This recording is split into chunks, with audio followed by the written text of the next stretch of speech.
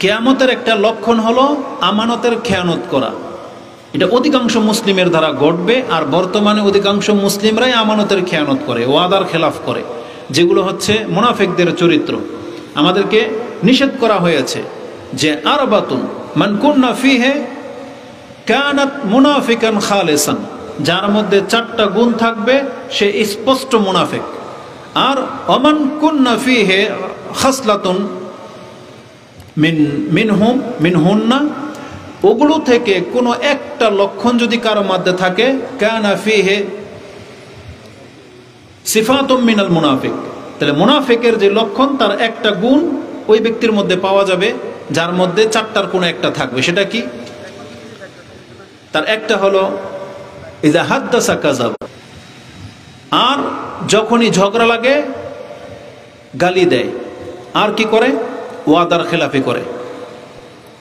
ওয়াইদা ওয়াদা আখলাফা, এটা হচ্ছে মুনাফিকদের লক্ষণ।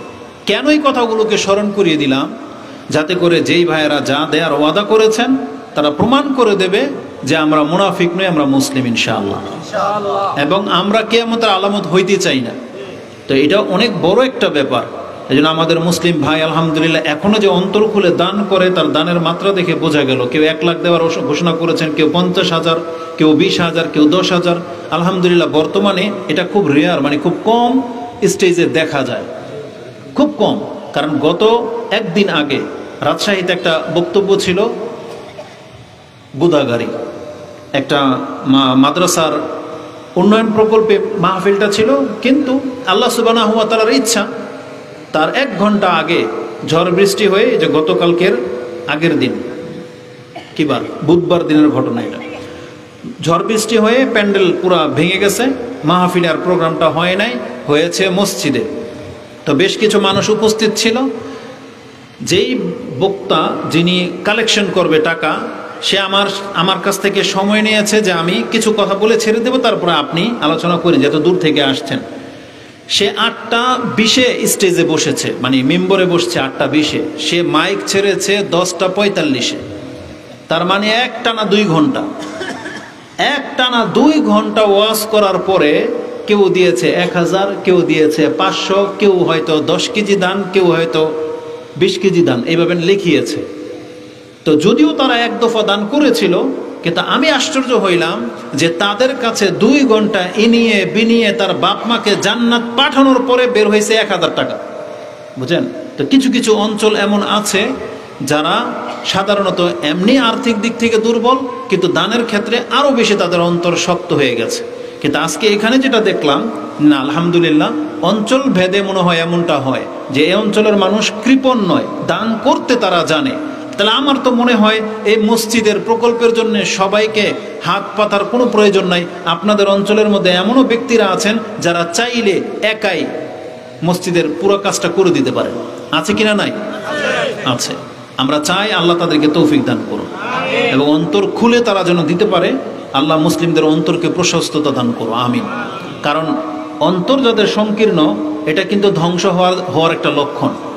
রাসূলুল্লাহ সাল্লাল্লাহু আলাইহি ওয়াসাল্লাম, এমনকি আল্লাহ সুবহানাহু ওয়া তাআলা কোরআনে বলেছেন, যার অন্তরের সংকীর্ণতা থেকে যাকে মুক্ত করে দেওয়া হয়েছে, অমাইয়ুকা শুহা নাফসি অমাইয়ুকান শুহা নাফসিহি ফাউলাইকা হুমুল মুফলিহুন। সম্ভবত কোরআনের 2টা আয়াতের মধ্যে এটা আছে যে আল্লাহ বলেছেন, আমি যার অন্তরকে সংকীর্ণতা থেকে মুক্ত করে দিলাম, এই ব্যক্তি সফলকাম হয়ে যাবে। তার মানে অন্তরের সংকীর্ণতাটা এটা অনেক বড় একটা রোগ, কৃপণতা, যেটা আল্লাহ সুবহানাহু ওয়া তাআলা এটা পছন্দ করে না। আল্লাহ যাকে অঢেল দেয়, আল্লাহ তার কাছ থেকে এটা আশা করে যে ও অঢেল খরচ করবে। নিচে থেকে খরচ করেন, আপনার পকেট থেকে, আপনার পকেটে ঢেলে দিবে কে?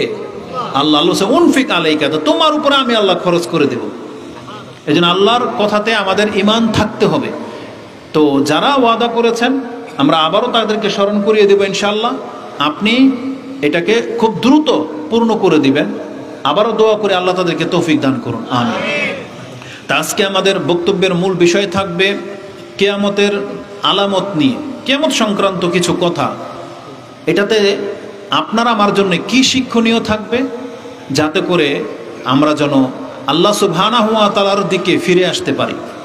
আমরা যেন বুঝতে পারি যে আমাদের সময় অত্যন্ত কাছে চলে আসছে, আমরা নিজেরাও বাঁচব না, আর আমাদের পরে এই পৃথিবীও বেশি দিন বাকি থাকবে না, টিকে থাকবে না।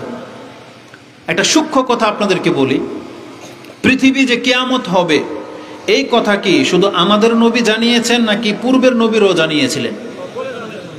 একেবারে আদম আলাইহিস সালাম থেকে নিয়ে যত নবী রাসূল পৃথিবীতে আসছেন তাদেরকেও এটা জানানো হয়েছিল যে পৃথিবী একদিন ধ্বংস হয়ে যাবে। কেন? কত শত বছর পার হয়ে গেছে, পৃথিবী সৃষ্টি হয়েছে, আজও পর্যন্ত কিয়ামত হলো না। তাহলে আল্লাহ তো ভালো করেই জানেন যে পৃথিবী ততদিন পর্যন্ত কিয়ামত হবে না যতদিন পর্যন্ত শেষ রাসূল পৃথিবীতে না আসবে। তার মানে আমাদের নবী মুহাম্মদ সাল্লাল্লাহু আলাইহি ওয়াসাল্লাম আসবে, তারপরে কিয়ামত হবে, এটা আল্লাহ জানতেন। কিন্তু প্রথম থেকে আদম আলাইহিস সালামকে, নূহ আলাইহিস সালামকে, তাদেরকে কেন এই কথা জানানোর প্রয়োজন হয়েছিল? তারা কেন তার উম্মতকে কথা বলেছিলেন যে পৃথিবী একদিন কিয়ামত হয়ে যাবে? এটার মূল কারণ হলো, বহু হিকমত থাকতে পারে, আল্লাহ সুবহানাহু ওয়া তাআলার হিকমা ব্যাপক।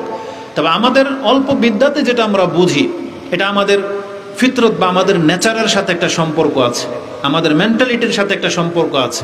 সেটা কি? আমি যেভাবে বুঝি তা হলো, আমরা অনেক সময় দেখতে পাই যখন আগুন লেগে যায় মার্কেটগুলোতে, কোনো মহল্লাতে, দেখা যাবে যে একাধিক বাড়িঘর পুড়ে যায়, একাধিক দোকান পোশাক পুড়ে যায়। বন্যা যখন আসে অনেক ক্ষয়ক্ষতি হয়, অনেকের বাড়িঘর নষ্ট হয়ে যায়। ঝড় তুফান আসলে এমনটা হয়, ভূমিকম্প আসলে এমনটা হয়।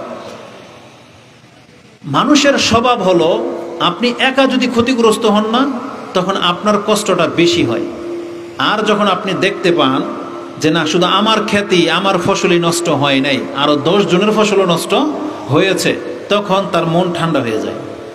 তখন সে অত বেশি হায় হুতাশ করে না যে আমি একাই ক্ষতিগ্রস্ত না, আরও অনেক মুসলিম ভাইয়ের আত্মীয়, অনেকের ঘর পুড়ে গেছে, অনেকের দোকান পুড়ে গেছে।